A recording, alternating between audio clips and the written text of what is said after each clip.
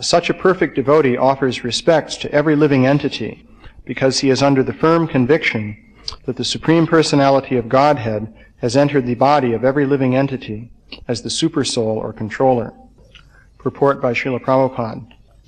A perfect devotee, as described above, does not make the mistake of thinking that because the Supreme Personality of Godhead as Paramatma has entered into the body of every living entity has become the Supreme Personality of Godhead.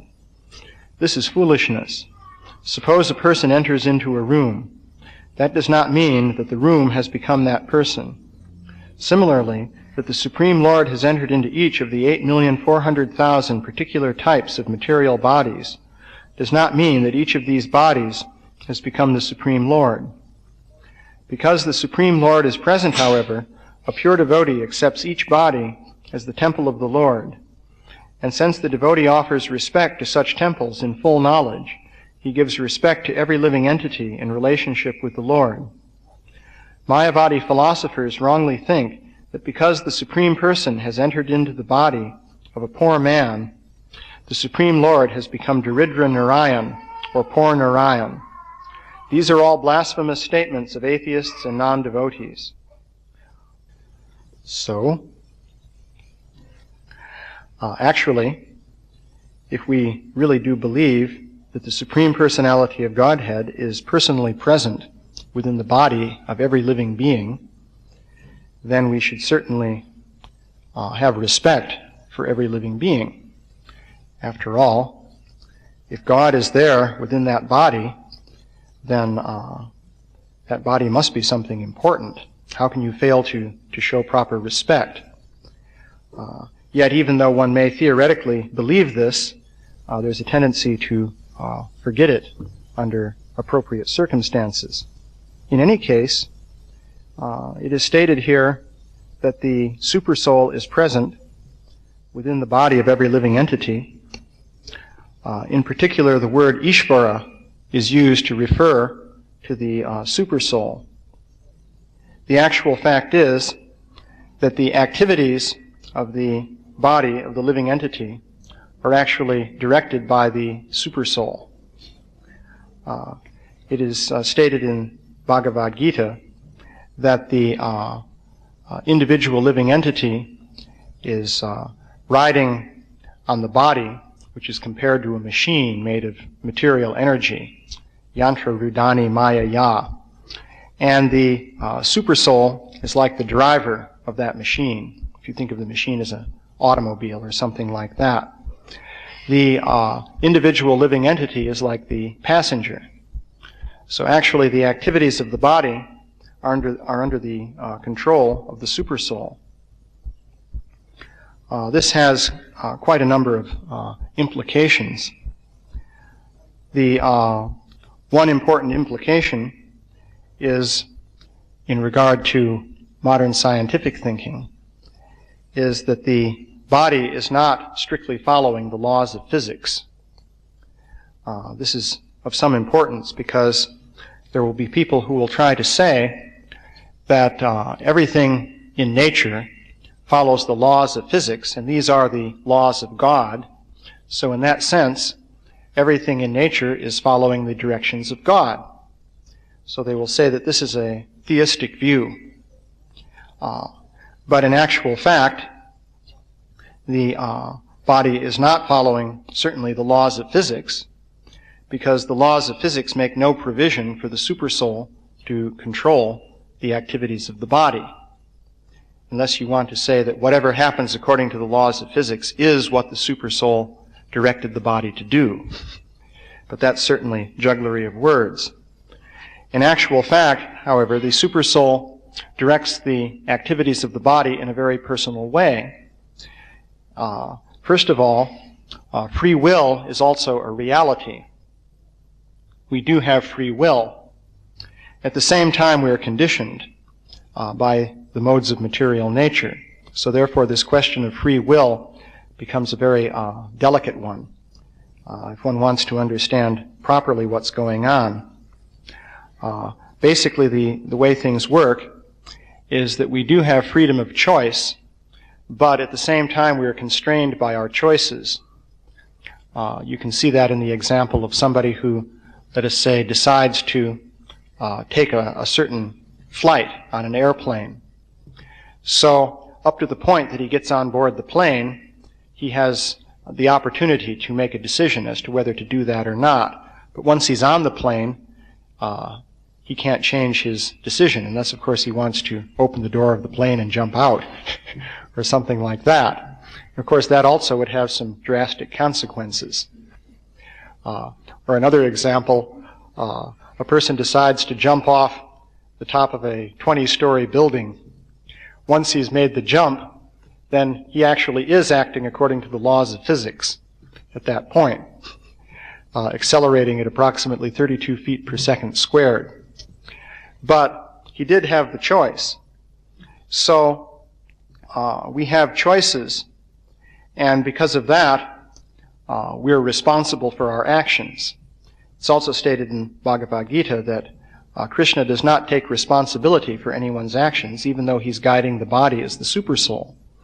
So you might say, well, if he's controlling what the body is doing, then why should we accept responsibility for what happens? It's being done by God. Likewise, if what we're doing simply happens according to the laws of physics, and thus it's determined by those laws, then again, why should we take responsibility? Because after all, one could say that this bundle of atoms is merely doing a certain thing because of the forces, physical forces and so forth that are acting. So what question is there of responsibility for actions? What's going to happen is what inevitably must happen according to the particular forces and subatomic particles and so forth that are all interacting together. The whole thing is just running on automatically. So the very idea of responsibility doesn't even enter into the picture. So the actual situation, though, is that the supersoul is monitoring the desires of the soul and controlling the body accordingly. So therefore, the soul is repeatedly being given choices of how to act, to go in this way or to go in that way. And therefore, the soul is held responsible for its choices. So there's freedom, and with freedom, there's also responsibility. So this philosophy of Krishna consciousness actually provides a reasonable solution to the question of free will and responsibility.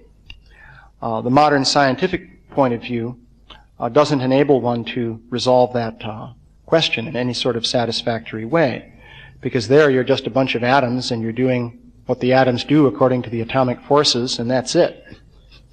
So you're just a big chemical reaction, that's all. So that means modern science actually totally undermines such ideas as morality, responsibility, ethics, and so forth. But of course many people don't like to admit that. But nonetheless, that is the case. So the supersoul is directing the body in a personal way because it is directing it according to the particular desires of the spirit soul. So that means the living being is a combination of the transcendental elements, namely the soul and the supersoul, and then subtle material elements, subtle body of mind, intelligence, and false ego, and then finally the gross body of earth, air, fire, water, and ether. So the common material conception is that there's nothing there but the gross body. But actually, many things are going on apart from just the gross body. So this action of the supersoul in directing the activities of the body shows up in many different things that happen in the course of ordinary life. One interesting phenomenon is something called inspiration. It seems that occasionally people will be inspired to do a thing in a certain way, and they'll understand, well, here's how to do it. And if they think carefully about what they're doing, they'll realize that they don't really know actually where this idea is coming from. So The old word in English for this is inspiration, which literally means to breathe in. So the idea is that the concepts or thoughts are coming from another source. In fact, the supersoul is providing these thoughts and ideas. And the supersoul will do that in accordance with the desires of the individual and also the karma of the individual. That is, there's desire and there's also the question of what one deserves. So you may, for example, desire to have $1 million, but if you don't deserve that, then you won't get it. On the other hand, if you do deserve it and you desire it, then the supersoul may orchestrate a series of choices and events in which you become a millionaire very quickly. This kind of thing happens. So this phenomenon of inspiration is interesting because there you have ideas occurring which seem to come out of nowhere. And these are, in some cases, quite remarkable. For example, there was a mathematician named Poincaré, very famous mathematician in France at about the turn of the century. So he was working on various difficult problems in mathematics. And he said that very frequently, when he worked on a given problem, he would find that he couldn't get the solution by his conscious efforts. He'd spend a long time working on the problem, and he just couldn't make any headway with it. But then, at some moment when he was thinking about something else, suddenly the entire solution to the problem would come into his mind. So since this happened quite frequently with him, he wondered, what was happening and was thinking about it in various ways. And he postulated finally, at least tentatively, that there must be something that he called the subliminal self, and that this subliminal self has powers that the conscious self doesn't have. And furthermore, the subliminal self has artistic sensibilities, because he said the solutions to these mathematical problems were frequently very aesthetic and beautiful, according to certain standards of beauty and so on. So, therefore, this subliminal self must be capable of a very high degree of artistry. So, he made these observations. He finally came to the point of saying that indeed it would appear that the subliminal self is superior to the conscious self. But then he backed away from it. He said, should I accept this conclusion? I, for one, would hate to accept it. And at this point, he then introduced a mechanical model of the subliminal self. And according to this model, ideas can be thought of as hanging on a sort of pegboard. And you shake the pegboard and the ideas keep jostling around. And if you shake it long enough, they'll come into certain combinations which then pass inspection by the conscious self. And these are these ideas. So this was the final model he came up with. But actually, that was interesting because he could easily calculate himself the number of combinations you'd have to go through in combining ideas. And you can easily see that, say, if you combined ideas at the rate of doing this billions of times per second for billions of years, you wouldn't be able to go through enough combinations to account for the actual things that happen. So, there is evidence of the presence of supersoul within the body. Srila Prabhupada said that actually the common man can perceive the supersoul within the body. And you wonder what kind of common man he was thinking of. Maybe a somewhat unusual common man. But he outlined a series of steps that you can go through. So, in the first step, one observes that he is different from matter. Srila Prabhupada said that you can observe this if you think carefully.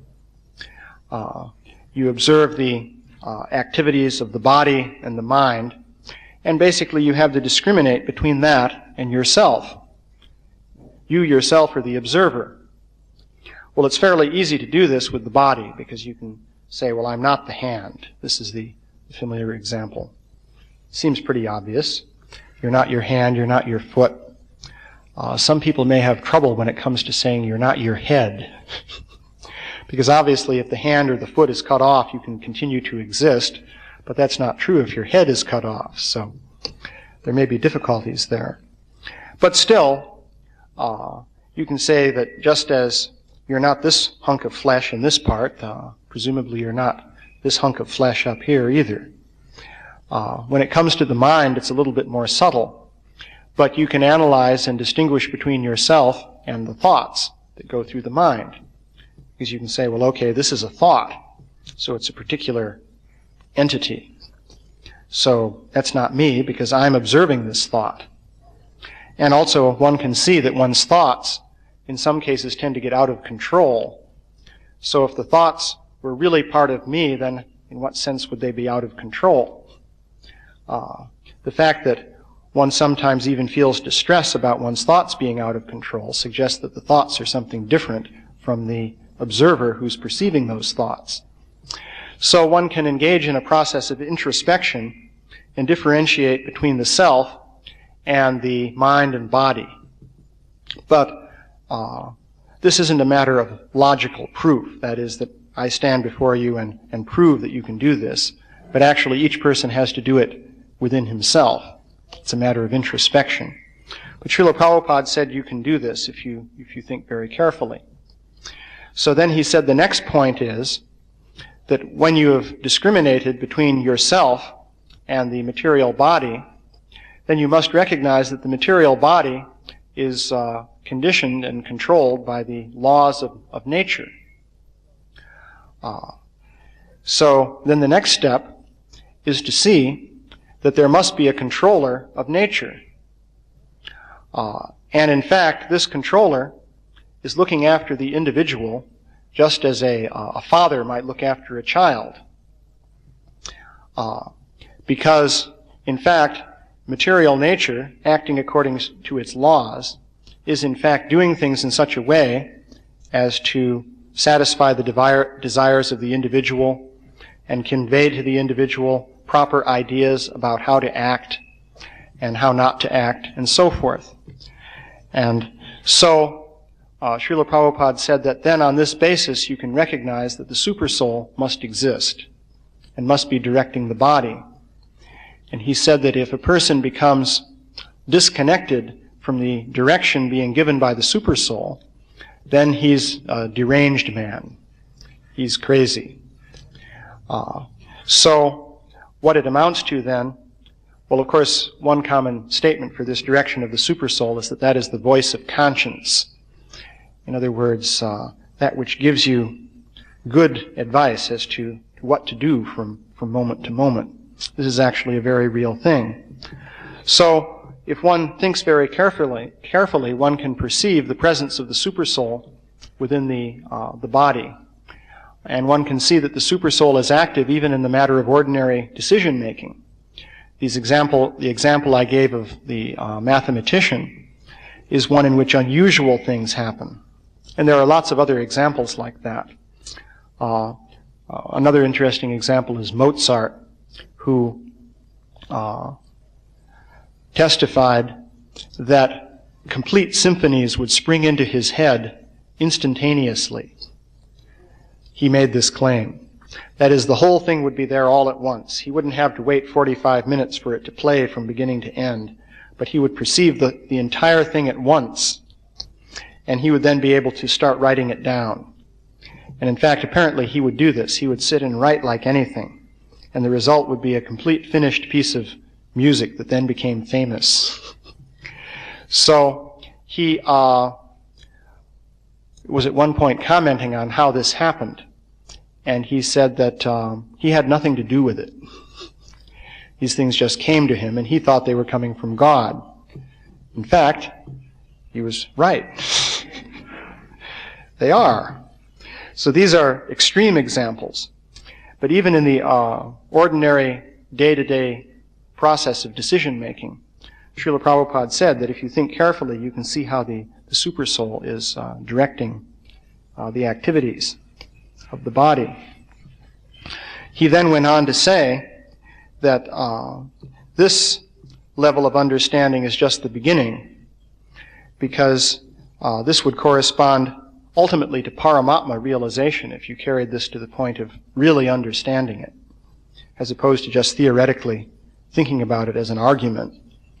But beyond that, there's the recognition of Bhagavan, the Supreme Personality of Godhead, in his form as Krishna, and one can relate with Bhagavan in terms of bhakti. So by consulting the Shastra, which explains this process of bhakti, and following the Guru, who's the external representative of the Supersoul, then one can understand this process and come to the realization of Bhagavan. Srila Prabhupada comments in the purport, of course, about the misconception of the Mayavadis. When you realize the Supersoul, naturally you become aware of the divine attributes of God. And it is possible in illusion to think that these are my attributes when you attain that awareness. So this is sort of the phenomenological basis for Mayavadi philosophy. There's the theoretical basis, namely the different arguments that are made and so on and so forth.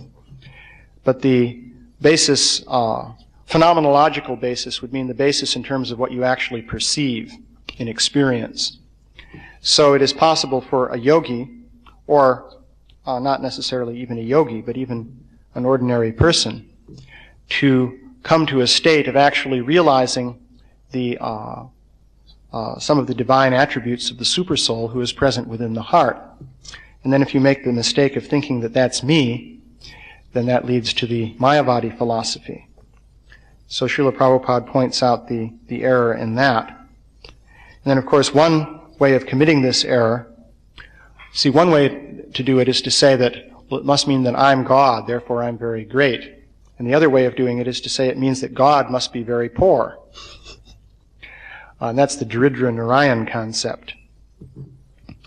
So, are there any questions? Yeah? This deserving and desiring, I'm just mulling over that. And in terms of just in the materialist category, it seems like there's not a complete division between those two. We are often joined as children to say, if you want it enough, you can get it. You can achieve something in your life. You just want it enough. And if you just are very lackadaisical about that desire, then you get it. And there's even a whole school of New Age thought about how you can visualize yourself to be rich, and whatever you really want, you can allow to visualize will actually happen. And on the other side, in our in pure bhakti, it seems as if the desiring is almost the whole show. We have a verse about how the only prize for pure bhakti is the need for and so forth. So really desiring is what we cultivate. We're cultivating strong desire and practice in the system. So how does this work in the soul? Well, the only thing that I understand there is, pardon me, his question is that desire seems to have a very powerful role in all activities. Certainly in material activities, desire plays a role. And he mentioned the New Age philosophy that if you want something, if you visualize that and really desire it like anything, then you'll get it, because the idea is you create your own reality. That's the way they usually put it. And then Dravida Prabhu pointed out that it seems that in Bhakti Yoga, it's a similar thing. In fact, you can carry that even further and bring up this business of Raganuga and the visualizing the pastimes of the gopis and so on. It seems you create a mental world that you enter into, and then that somehow becomes real. Actually, in general meditation, just like even meditation on supersoul, the yogi visualizes the form of the supersoul, and then finally the supersoul actually becomes manifest. So what's going on there? Well, evidently, what happens to the living entity indeed depends crucially on the desires of the living entity. Basically, desire determines action by divine arrangement. So man proposes and God disposes. So that's the way it works. So if you don't desire something, then Krishna isn't going to give that to you. After all, why should he if you don't even desire it? This also applies to bhakti yoga. If you don't desire to have some loving relationship with Krishna, then why should that happen? So we're advised to desire that instead of desiring other material things. So the whole idea is that it's a question of how you direct your desires. And there is still, however, a world of difference between the mental imagery that one uses in the course of formulating one's desire, because you could say a desire must have content, and the content is expressed, let's say, in terms of mental images. Because if you don't have mental images associated with your desire, then what is that desire? For example, if someone is desiring to see Krishna, then they're visualizing Krishna. So the point then is that there's a large categorical difference between the mental images involved in formulating the desire and what you actually get as a result of the desire. There's a big difference between visualizing, for example, the form of Krishna in meditation and then actually perceiving the form of Krishna when he actually appears before one's vision. That seems to be clearly demonstrated by the behavior of, for example, Narada Muni, when he had been meditating on the form of the Lord for a very long period of time when he was the son of the maidservant, for his whole life practically. And then toward the end of his life, Krishna actually appeared once. And he could certainly tell the difference because he became totally ecstatic at that point.